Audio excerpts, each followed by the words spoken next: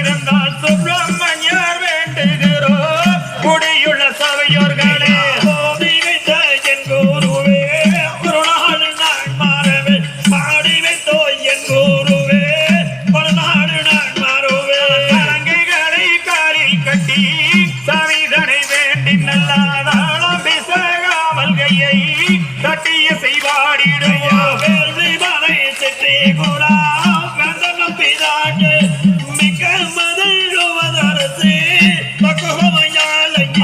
செங்கோனரசு மட்டோ சரிபட்ட மாண்டு வந்த மற்றொருவர் இல்லாமல் மையாய் ஆட்சி செய்தார் தெரித்தி கால் பொள்ளியே சென்னல் பள்ளி நாடு இங்கே சேர்ந்திருக்கி மனைவி மக்கள்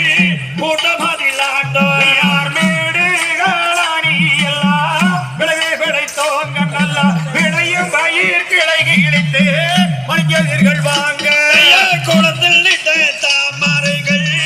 குச்சிகளை போட்டு எங்க குமரி என்று வள்ளிகதே இப்பூமியில் பாட அங்கே காட்டு பூரா கோயிலம்மோ பரமையில்லாட நல்ல கமுகுவலா வாழை தன்னை பழனி மிகுந்தாட சிந்தோமிதோ வாழ்ந்து இருக்கேன் நங்கன் மாது அவ ஏழு பிள்ளை யான் பிள்ளைகள் இல்லை என்றால் வள்ளியே குழந்தை வேண்டும் என்றே பரமறைய நினைக்கிறதற்கன ஈஸ்வரரும் மனமிறங்கி இந்தாரே அந்த வையா குருவரெல்லாம் கொன்று கூடி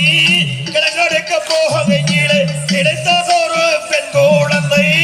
வள்ளி என்று கூறினானிலே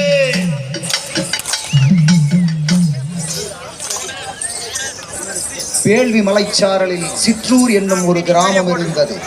அந்த கிராமத்தை குறவர் குல அரசர் நம்பிராஜன் அவர்கள் ஆட்சி செய்து வந்தார். அவருடைய துணைவியார் நங்கை மோகினி ஆவார். அவர்கள் முருகக் கடவுளையை குலதெய்வமாக வழிபட்டனர். இவர்களுக்கு பிறந்த 7 குழந்தைகளும் ஆண் மக்களை, பெண் குழந்தை இல்லை. அவர்களது குலத்தொழில் தேர் எடுப்பதும்